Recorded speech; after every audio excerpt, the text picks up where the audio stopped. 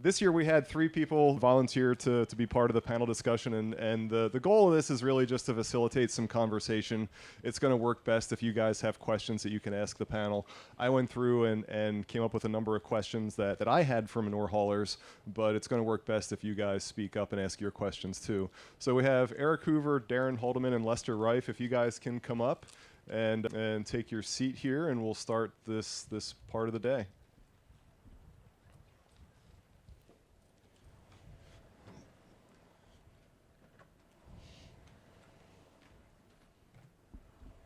Oh, you got it.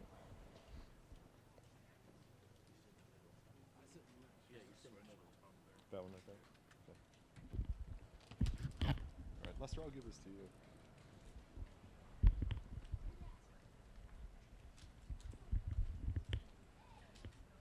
So I gave everybody questions ahead of time. And so I thought, to be fair, I'll put the questions up on the screen that everybody can see the questions. That way you kind of know where the conversation is going and what my brain was thinking when I put these questions together. But if you guys have questions or if you have comments as we go through this panel discussion, please, just raise your hand and we'll get those questions answered. So the first thing I wanted to do is just have each of you go through and just give a brief, introduce yourself, please, and give us a brief history on injection and how you've gotten into it and where you are right now with your business. So Darren, do you want to go first? All right, good morning to you all. So my name is Darren Holdeman, like you mentioned, and I've been privileged to work with Mark Anthony Hurst at Country Spreading for, I believe, 8 years now. I think it was about 5 years ago that I had partnershiped on a rig with a set of injectors on that I worked under Mark then. That we mainly got the injectors for wastewater application, which is still, I don't know exactly how it holds out, but almost probably half our work. So there's some of you that do a lot more dairy or hog manure than what we do, but we do a fair amount. I would say I personally inject about 1,000 acres a year. And yeah, it is definitely a good thing. But yeah, weather and your ground conditions can really change the job that injectors can do. But yeah. So I am Eric Hoover.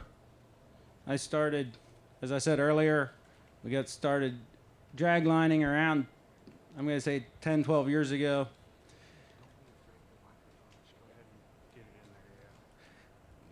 So started drag lining 10 to 12 years ago. I was doing a little bit of custom work, also building equipment. Today I have a partner, Daryl Brubaker, that takes care of the custom work, and he's doing an excellent job. Do around 2,000 acres a year of manure injection. I would say it's about 50% of our work is injection. And the reason we got into injection was customer demand, or we had requests for it. And one of the challenges with that is soil conditions. If it's a wet spring or a late spring, oftentimes we'll top spread simply because we can get around faster than we can injection. All right, I'm Lester with Juniata Custom Farming here in Central PA, about 10 minutes from here, 15 minutes, but have been into manure hauling the last 12 years, started injecting about 7 years ago, and a thought came up. I was top spreading one time. I was like, there's got to be a better way to apply manure. I saw dollars, being left the field by top spreading, especially if you're in a hot summer day. But so yeah, started, and I'm very encouraged how things are going. So real quick, if each of you could share what injection equipment you're currently running and maybe why you chose that particular injection equipment. So we would have started out with a ZML unit, 5 years ago. We still have one of their units. We really like that for our wastewater. In the right conditions, why I can pretty much completely cover about 25,000 gallons. We have 2 of Eric's units there at the shop as well.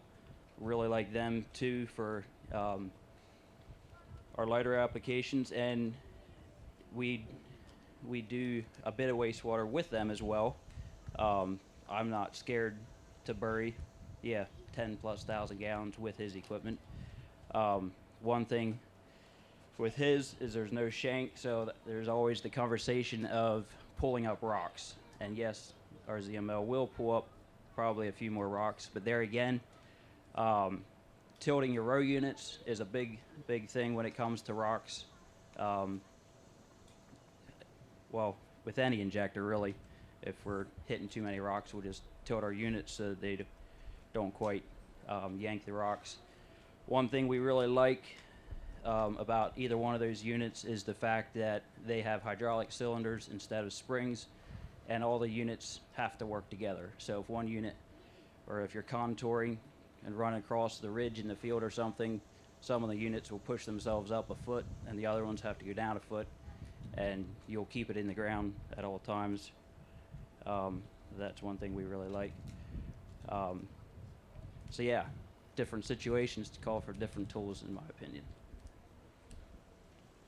All right, so since I'm an equipment manufacturer, I probably would recommend my own equipment. However, so my goal with my injectors is a low disturbance. I come from the dairy industry, so 9,000 to the acre. It wasn't until I started building injectors that I realized we got a lot of wastewater, and they're going high application rates. However, my focus is low disturbance manure injection, and something that you can inject in and inject into rye or triticale stubble, and then run your corn planter through after it's injected without doing tillage. With that being said, like Darren said, my units are going to top out at the 10 to 12,000 gallon per acre. It really does depend on soil conditions. We do have one customer, it's food waste, that we use his ZML injector simply because we can't get as good of coverage as what he can, because the ZML is a more aggressive, and to the end of the day, if you want gallons buried, covered, the more gallons per acre, the more soil you need to move. So I'd say all injectors, they have their place, and it really depends what your targeted application is. And I run the 10-row 24-inch on center bazooka injector. And 7 years ago, when I was looking into it, I looked at various different ones. And at that time, bazooka made the most sense to me because of less disturbance and less maintenance and weight. I was looking at the weight, dragging back and forth, less stress on my equipment. So that's why I chose bazooka. All right, thanks. So I have 3 follow-up questions just listening to you guys talking. Darren, you and I had talked last week about this panel, and you had made a comment to me that I really didn't quite think about before, but it was injector design versus the rate in which you want to apply. And I'm curious, what is the rate at which you would look to switch injectors? Is it around that 9,000 gallon rate, or what is it about a certain injector that allows you to go to a higher rate when other injectors would not?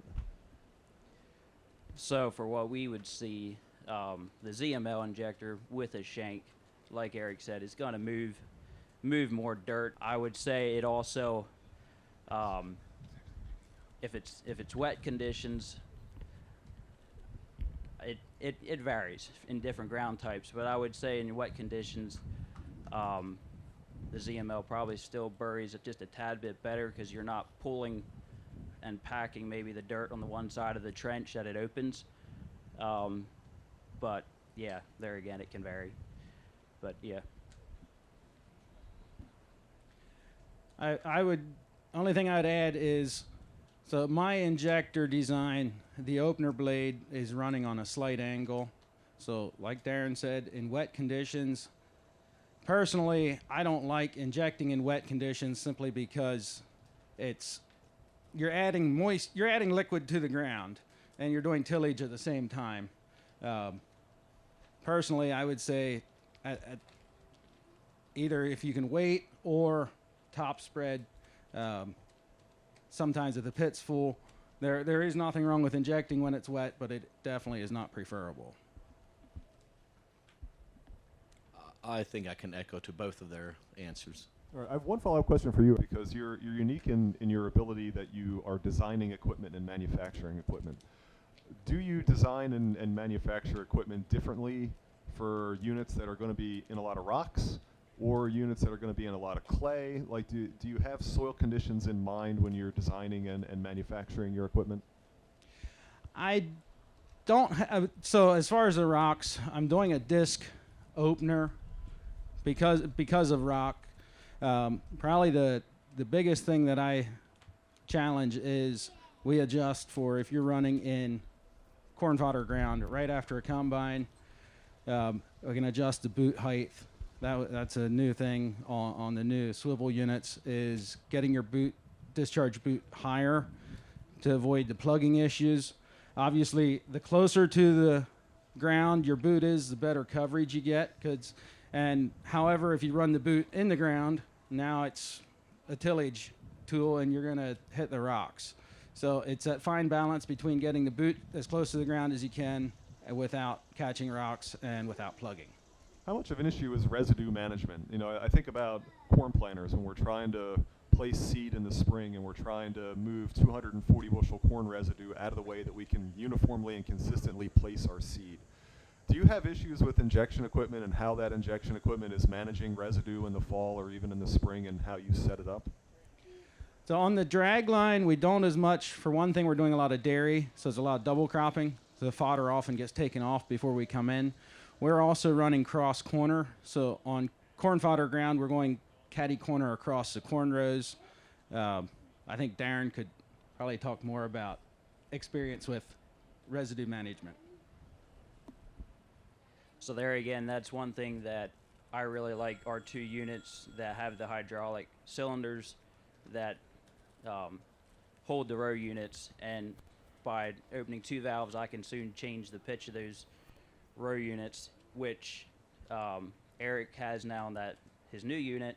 He can just unbolt the boots and move them up, whereas I move them up or down closer to the dirt by simply changing my my row unit. Like he said, if you do have trouble dragging residue, if at all possible, yeah, go across the row just a little bit, going with the row. Definitely you'll have more trouble if you're in heavy residue. Yeah, we have not got to try his swivel unit yet. We have one of his swivel units and one with the rigid row units. We really like the swivel unit, and I'm looking forward to getting it into the fall here and see how it performs for us. All right, anybody have any questions before we go on to the next set of things? All right, wanted to shift gears and just talk a little bit about your business. Two questions for you that we'll start with, and Lester, we'll start with you. But what percentage of your total business is injection, and how do you see that changing over the next 3 years? I would say currently, I kind of made a goal for this year to exceed 3,000 acres injecting, and I think I'll do that by fall. We're not there yet, but that was my goal.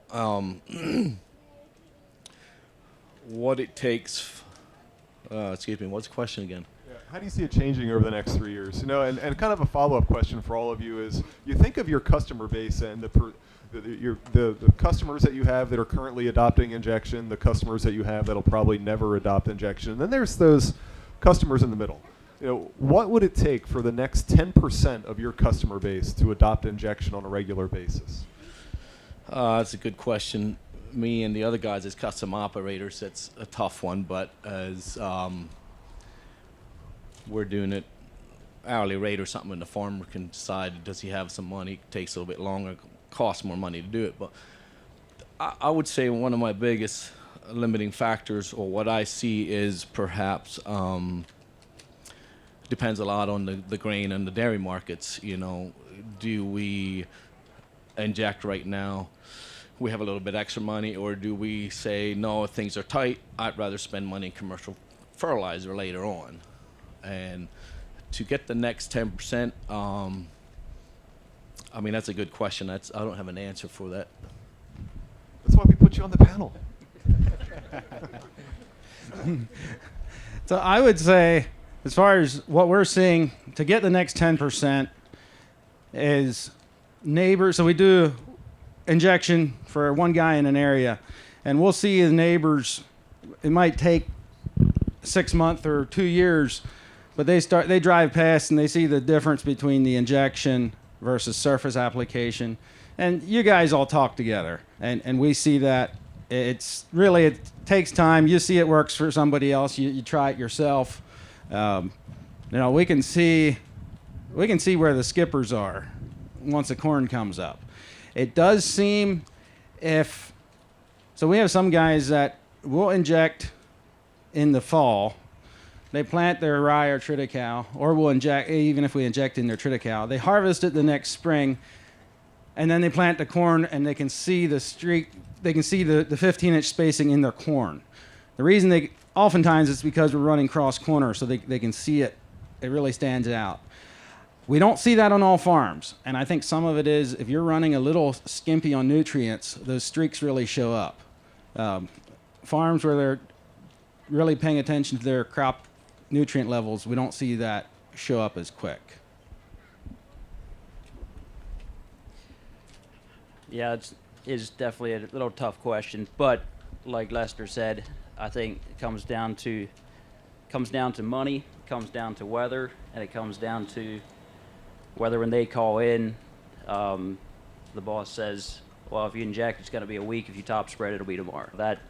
That is what we see, I would say some. We don't have the equipment to always offer next day service as some guys enjoy in the spring and in the fall in the busy season. So we definitely lose some injecting acres over that. And like Eric said, the guys that are stretching their manure and they only want to do 4,000 or 5,000 gallons to the acre, they're going to see the benefits a whole lot quicker than a guy that's doing 9,000 spring and fall and has his nutrients right where they should be. So if I'm hearing all three of you and trying like a common theme of what is preventing like the next 10% from adopting injection, it's cost. Where is the money coming from in their operations to pay for the additional costs of injection? And how do they perceive the return on investment from that extra cost that they're spending? Like they're going to spend that money anyway. They're either going to give you an extra $20 an acre for injection, or they're going to give their fertilizer guy $20 for fertilizer, but that money gets spent. It's just a matter of where. But it's the perceived return on investment from the investment in injection that may be a limitation. We have time and equipment availability are the other two limitations, right? I mean, when the rest of you are all thinking about limitations to more adoption of injection, is there anything else that is a limitation? No, I really enjoy how talkative you guys all are today. This is great. All right, one last question before we switch slides here. I'd love for each of you to share what kind of maintenance costs and time that you're spending on maintenance with your injectors. I don't know that I can say I necessarily kept exact track of that, although we went over that just a little bit the other day. And that's going to vary, if you're putting 1,000 acres on your injector bar or if you're putting 3,000 acres on. I would say our biggest cost is your disc. And that, I would say for the most part, we get between 700 to 900 acres per set of discs. So do we land up doing that 2 or 3 times a year, or do we, have a year that you're going to get them changed once? Our ZML with the shank, I see a little bit more wear and tear on the unit just because that is, you get in real hard dirt, that thing is going to stay in the ground a lot longer, not just right on top. And so, I have broken quite a few points on it that I had to beef up. So I would say overall, Eric's units are very good in that we have had very low maintenance with them. So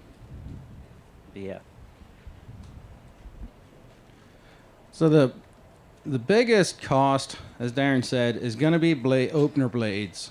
The closers don't really wear opener blades, and I should have came up with a cost per acre to figure on blades, and I did not. The other thing that we find is closer bearings. well, yeah. So it's blades and bearings, and the bearings are good, but that's your two main costs. Is going to be your blades and bearings, and we ran. I'm going to say we have around 6,000 acres, and we're starting to, and we changed closer bearings. Opener bearings were still good. Now, obviously, if you get baler twine wrapped around, you get wire wrapped around a bearing hub that it takes a seal out, your bearing's going to go out. But other than that, that's the two main wear items. Same with me on the bazooka. The biggest wear item is opener blades, of course, and I typically range from 900 to 1,100 acres on a blade, depending on the soil conditions, if it's sandy or rocky. Little things like hoses might split or crack, and you got to change hoses. So it's small items, but overall, I'm really pleased how little maintenance I have on it at this point. Okay, just flipping a page to your next set of questions. Yeah. Yes. Would you have a cost per acre for broadcasting and maintenance versus injection? You're talking about this comparing. You have an estimated cost per acre. Yeah. You're going to spend so much cost per acre. So I think if I'll repeat your question for everybody, but you're really looking at what is the cost per acre difference between surface spread and injection? Is that? And maintenance, yeah. Your blades are around $1.50 an acre. Gotcha. How would cover costs? So, based off what Lester said on his, I just quick did some calculations. I think you could assume about $1.50 an acre for opener blades. And then I'm going to just say another 75 cents an acre for miscellaneous. So there you're at $2.25 an acre. And then, what do you figure for depreciation and that? I don't know. Is it $5 an acre? Surface applying, the only cost should be your nozzle in the back of the tank.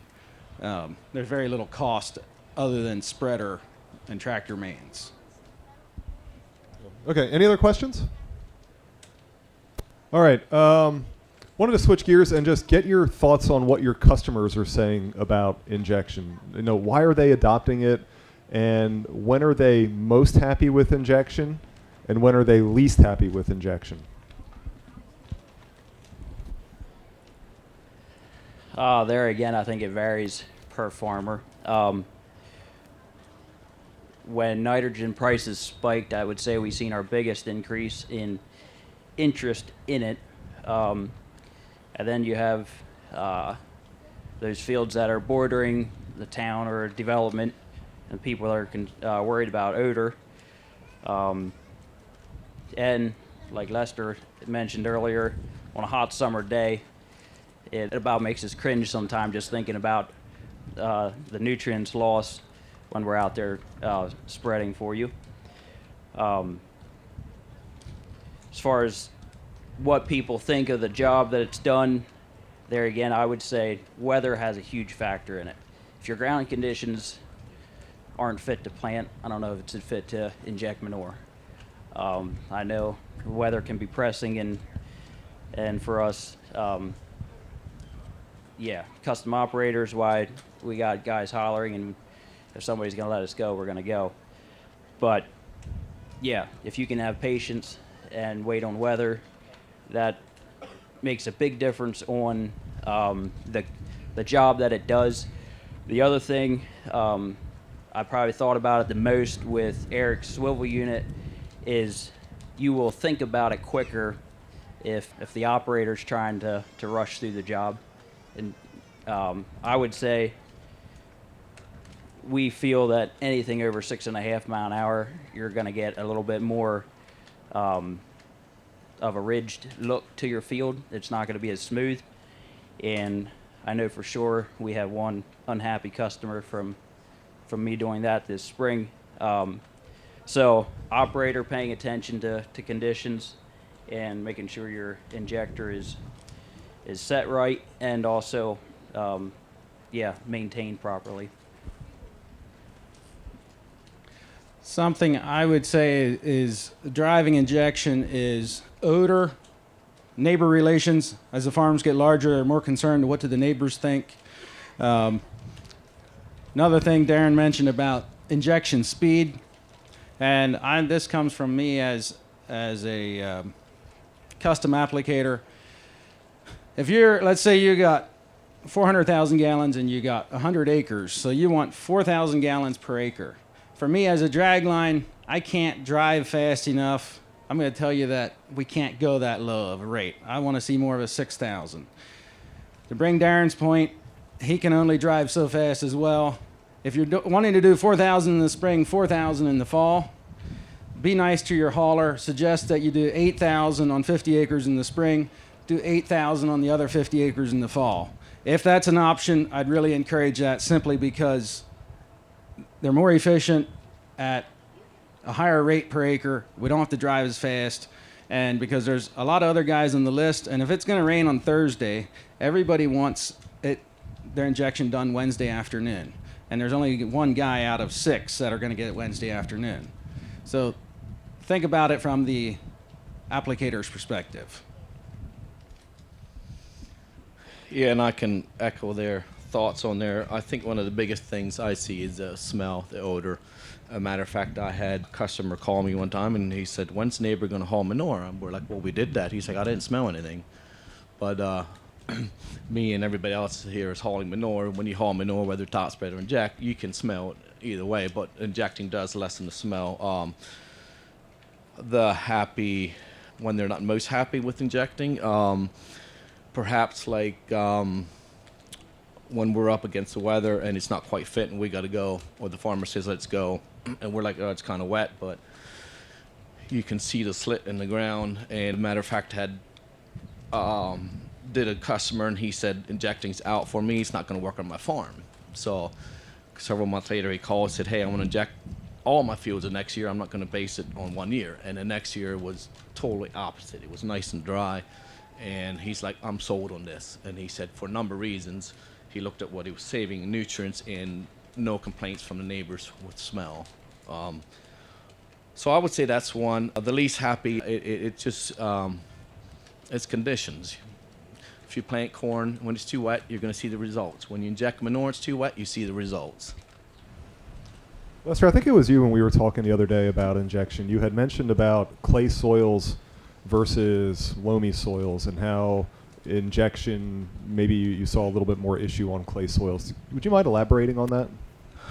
Yeah, if you have a farm that has a more clay, tight soil, injecting, you will see the zebra effect later, longer than a shale light soil, because your manure will expand quicker. And that's with my experience anyhow. When we did some fields that were clay,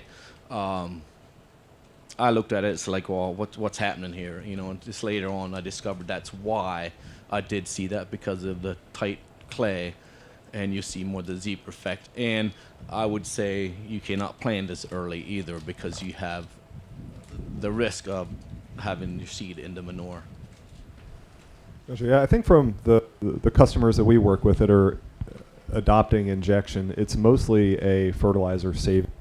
It's an odor thing. It's a speed of planting. They feel like they might be able to get into the field a day or two early on double crop corn because they're injecting. The nitrogen fertilizer savings, is real, and we've talked about that at this meeting over the past couple of years. That when you surface apply your manure, 80% of that ammonia nitrogen volatilizes and escapes, and sometimes it's higher. Sometimes it's close to 90%. And when you inject, you really flip that around. Now you're retaining 80 to 90% of that. And the value of that nitrogen retention adds up really quick. It adds up much faster in hog manure and liquid duck manure than it does in dairy manure. But in dairies, it certainly adds up fast too, depending on what the price of nitrogen is. So, some follow-up questions for you on this. Your customers, are they seeing yield differences when they inject? Are they sharing those stories with you? And what kind of impacts have you seen on soil health and overall regulatory compliance? So I would say for us personally, hauling in Lebanon County, there is definitely a lot of guys that have plenty of manure. So we don't have as many customers as maybe some of you all up here or in other areas that are, you know, they figure out there and they have 4,000 or 5,000 gallons per acre to cover their whole farm, and they want their whole farm covered. So there again, those are the guys that are going to see some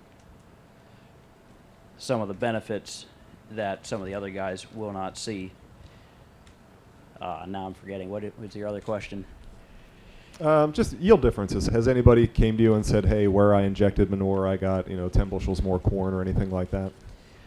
So I don't know if I can say we personally have heard just a lot. I mean, there has definitely been a handful of guys that have said it. I can specifically think of one guy this spring that said in his triticale, I think he normally plants about 200 acres, and we injected, I think, about 100 acres last fall.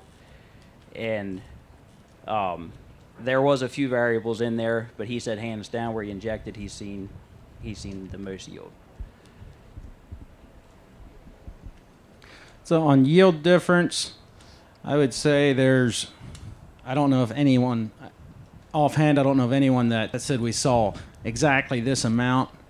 I do have Myron Gaiman over here. He's getting, I'm going to call it food waste coming in, and it would tend to burn his triticale if we top spread on top of his triticale after it's planted. So there we're injecting into his growing crop, his spring forage, and he's very happy with it, and that's because one of his issues is the burning, so this helps prevent. That is something on most happy, least happy. When I first started doing injection into spring forage, we went to one farm, we did it at home, liked what we saw, went to the first farm, and he says, oh, this looks better than he thought. This is great. Okay, same soil conditions. The next day we go to the next farm, and he says, well, this is worse than he thought. So it kind of depends on what you're looking for. But with that being said, we do a lot of injection into spring forage. And the reason guys keep getting us back is because they can see a yield bump where we injected versus where we top spread. I mean, I don't have an actual tonnage, but it's a visible difference.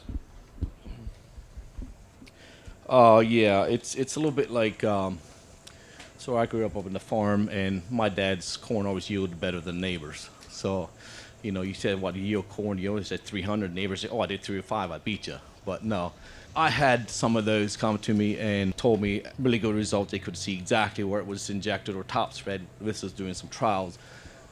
But I heard the comment from some, it's up to 40 bushel difference. So there's definitely yield difference, but I can't, tell exactly what. I would share the same thing from what we see. When we see people's yield data, particularly when they're doing alternating strips of surface applied versus injection, you can definitely pick up yield differences there. And you can start to pick up some forage quality differences as well. The last question I have up here is, have you seen any impacts on soil health? And I don't know if you guys get out and dig around in the fields at all. Eric's shaking his head now. He doesn't. He's like a magnet on that tractor. He's not getting off of the tractor seat. But have you seen any difference in soil health or any kind of soil qualities from doing injection?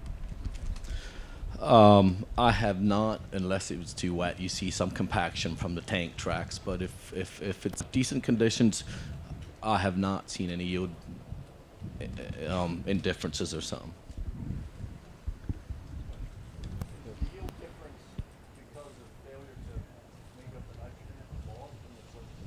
Yeah, Dean's got a good question. When you have somebody that's doing strip trials and they're doing alternating strips, injection and surface application, how do you make up the nitrogen difference on the strip where you have the surface application? Yeah. We usually try to. When we set up strip trials for people, we'll find a way to add that extra nitrogen in the surface application, whether we're going to increase at planting nitrogen, make the strips wide enough that it's a sprayer boom width, then we can go and put nitrogen on that way. Yeah, in the handful of times where we've had those strip trials set up, we do see an advantage in injection. We don't have enough strip trial data to know for sure that it's going to happen 95% of the time, but in the few strip trials that we have set up for people, we definitely see those advantages.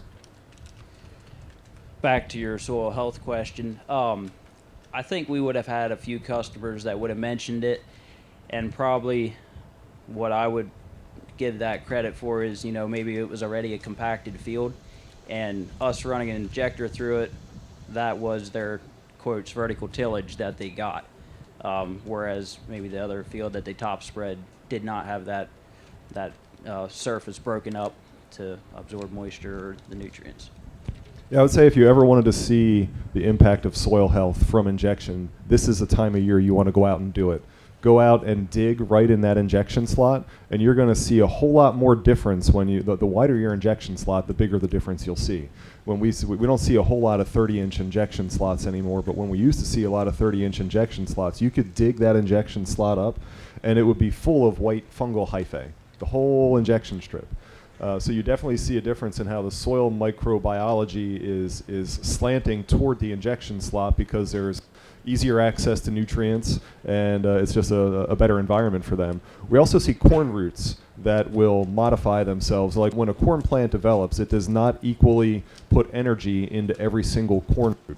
And when you have injection and you have that nitrogen slot, 7 inches away, the corn plant is disproportionately going to put energy into that sector as opposed to the opposite direction. It can sense where the nutrients are. It can sense where it's going to be easiest for it to pick up nutrients. And you can go out into fields right now, dig up your corn plants, and you'll see how they're disproportionately pushing roots to one side because that's where the injection slot is.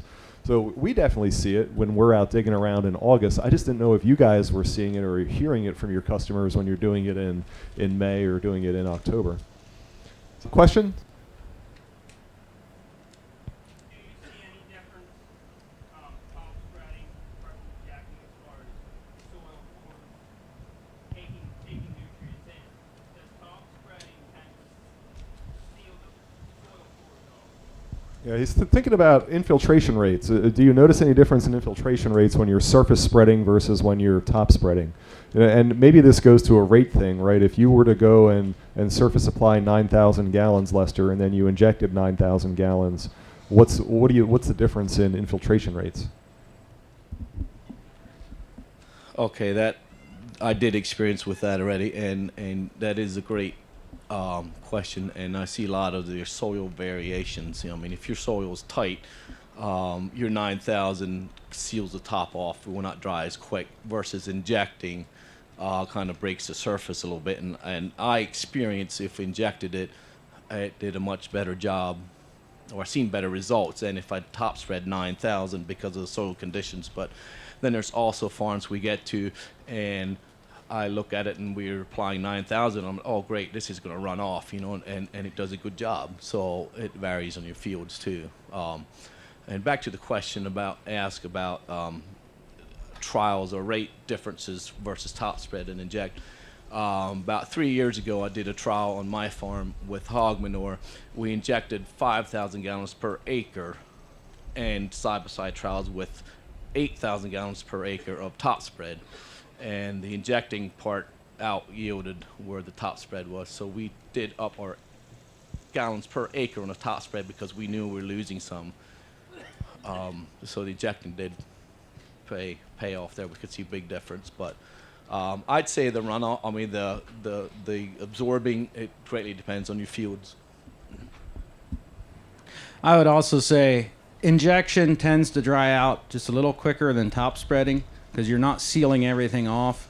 You have, your manure is concentrated in a band. However, you got exposed soil surface that it'll evaporate off better than when everything's just sealed off. And there again, soil conditions make a big difference on how much it'll absorb. Okay, we got about 5 minutes left, so I'm going to move on to our last page of questions here, and really just looking for your opinion on things.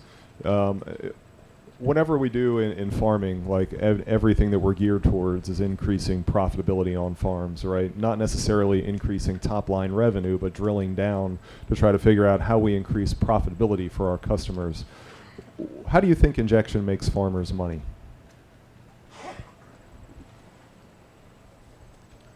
I'm not exactly sure how to answer that. I guess if you have a neighbor that wants manure and you have plenty of manure and you want to inject it, and give him more manure or let him take more manure. It'll cut down, if you do enough difference that your cost of injecting is less than your cost of getting rid of all of your manure. It could be a benefit.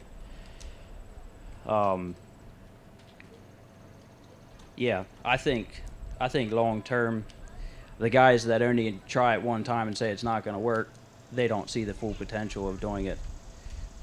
Yeah, like most things, you'll see better results if you do it consistently for a few years, or at least a few seasons. Yeah, I'm not sure what else to say on that. Nitrogen cost. I from the manufacturing side, I would say nitrogen cost is probably the biggest driver of injection.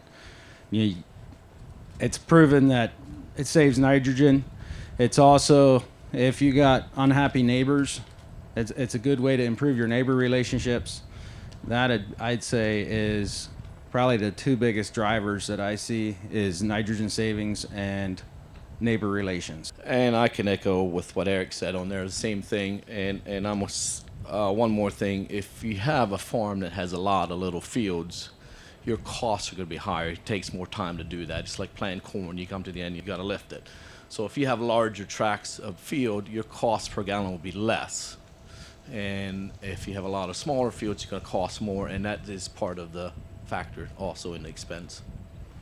Okay, and then last question for you guys as well is just a question for the whole entire audience. You know, many of you here have invested a lot of money in manure injection equipment. We want to see that manure injection business grow. We want to see more of your customers adopt it. What information do you need to have better conversations with your customers that they can make, you know, injection decisions? With my experience, I think one of the things is availability of the equipment. Me and these guys and other guys, custom applicators, you do injecting, it does take longer, and we can't have 2, 3, 4 injectors sitting. And it may come down to when can you hear to inject. It might be 2 weeks, and then they're like, well, we got to plant corn. My neighbor's planting corn, so I got to plant corn. Yeah, that is a very good point that he brings up. Is going to be the cost of equipment. The challenge with manure hauling in general is it's not a year. I mean, it's year round, but it's not as steady. We got a lot in the spring, a lot in the fall. So this year, it was a very short, compacted window, and we really struggled to get around. Well, we didn't get to everybody. You kind of end up with some winners and losers. And with that being said, flexibility, customer flexibility, it goes a long way. Your custom guys are running their tails off in the spring and in the fall. Yeah, I think I would pretty much echo what they say. One very little side note that I did think of is the cleaner you keep your fields, the happier your injector guy will be. He does not enjoy spending an hour taking baler twine out of the injector at 11 o'clock at night when the boss says he needs to be started by 4 the next morning. So pick up your baler twine. Is that just a general public service announcement, or is that a personal experience? I'll let you decide. But yeah, I think it pretty much comes back to what these guys said, the availability of the equipment. And, you know, at the end of the year, your manure hauler is going to look at the money he made and decide, did he make enough when injecting to invest another 50 or 70,000 on another set of injector units, or is he going to keep doing what he's doing? And you're going to just have to, deal with waiting or just going. All right, any last questions for the panel? Woody?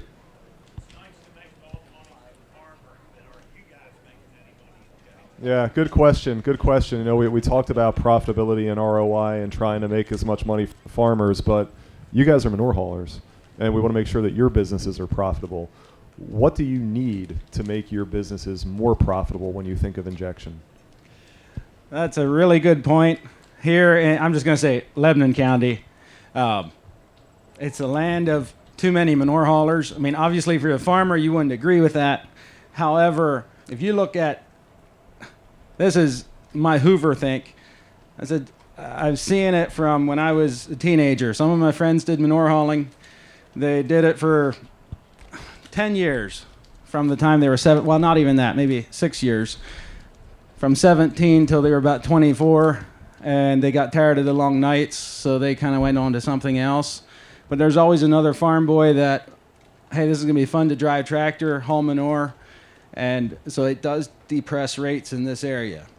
With that being said, with the drag line, we're doing a flat rate for injection, and if I'm not mistaken, I think it's at $23 an acre is what we charge for injection on top of the pumping, and then we also plus fuel. So it's the way we're doing it. I don't know how the other guys are doing, if they're doing on a per hour or a per acre, but there is a lot of money tied up into injection, and it's this balance between keeping customers happy, and yet it has to be profitable, or we'll find something else to do. All right, I'll just echo quickly. Us, whoever's custom operators in here, you know what equipment costs in the last 3 years. That being said, I feel, and maybe you feel this way too, but in central Pennsylvania, your custom rates are way low compared to what cost of machinery is nowadays. So they should go up significantly in my eyes, but we have competition that will not allow us to do a certain thing. But so us people who are in custom operating, custom manure hauling, you look at your equipment costs over the last 3 years, where they're at, and put a number on that, and then what you're charging, see where you're at, and I can almost guarantee you our costs are low in this part of central Pennsylvania. All right, any other questions? Did you get your question answered?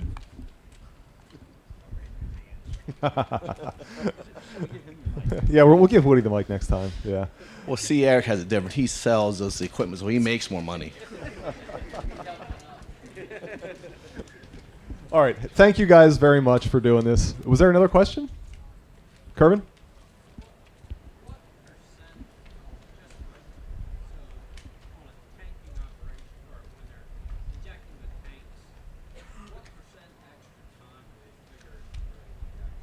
Yeah, Kervin's question is how much extra time does it take you to inject an acre versus surface spread?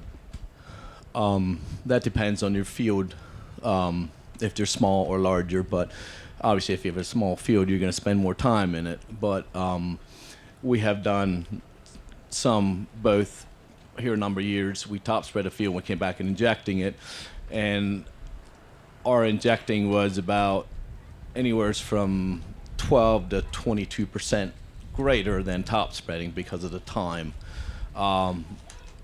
However, if you look at that and then look what you're saving in commercial fertilizer, that should be something that you're more than willing to spend the extra time, what you're saving later on. So yeah, up to 25% perhaps. Yeah, okay, thank you. Really appreciate you guys doing this today. We had no idea how the panel discussion was going to work. They're still alive. They got smiles on their faces, so thank you very much. Much appreciated.